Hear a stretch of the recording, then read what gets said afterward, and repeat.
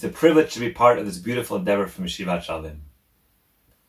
A chassid once came to his Rebbe, the Chidush Yarim, and poured his heart out to him. He says, Rebbe, we're only a few days before Rosh Hashanah, and I look back at my year, and my davening was not what it should have been, and my learning wasn't up to par. How can I approach the Ribono Shel Olam knowing that I failed? And the Rebbe looked at the chassid with loving eyes, and he says, there's always time to fix. There's always time to repair. Never give up hope. And I'll prove it to you, says the Rebbe. The Gemara Maseches Kedushin says, if someone's mekadesh a woman and says, Hareat mikudeshes li amanas shani tzadik, afilu rasha gamor mikudeshes. If someone says to women, we're going to be married on the condition that I'm a tzaddik, even if he's a total rasha, the wedding goes through. Why? The Gemara says, Shema hirher b'tshuva, because maybe that person had thoughts of tshuva, did tshuva in his head, even in a millisecond, and that's enough to be called a tzaddik gamor.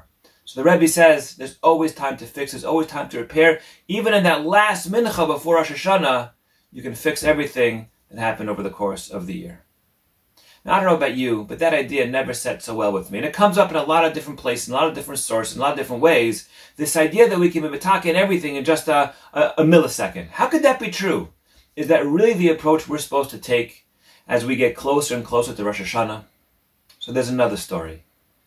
The Amshon of a Rebbe was sitting in his house with all his Hasidim, Erev Yom Kippur, and they're eating the Sudas HaMafsekes, and it's getting later, and it's getting later, and it's getting later, and the Hasidim are getting very worried. They're looking at their watches, and they see, it's almost time for Yom Kippur. It's almost right here. And they didn't know what to do. They didn't want to be chutzpah and say something to the Rebbe, but at the same time, time is really running out.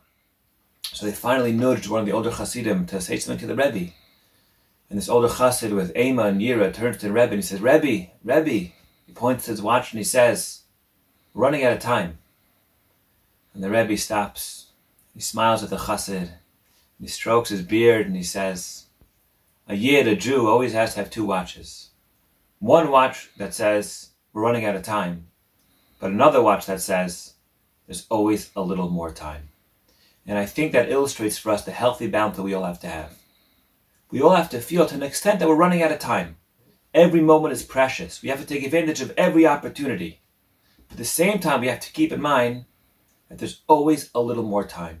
There's always an opportunity to fix. So while we should hold ourselves to high standards every moment of our lives, always aiming for greatness, we do have to understand that we're not perfect.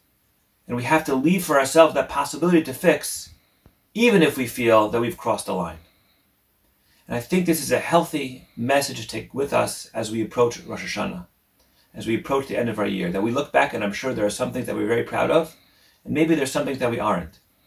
So it's never too late to start fixing. At the same time, we have to take advantage of every moment and opportunity that comes our way. And Bez Hashem, with that type of approach, we'll all have a ksiva v'chasima tova.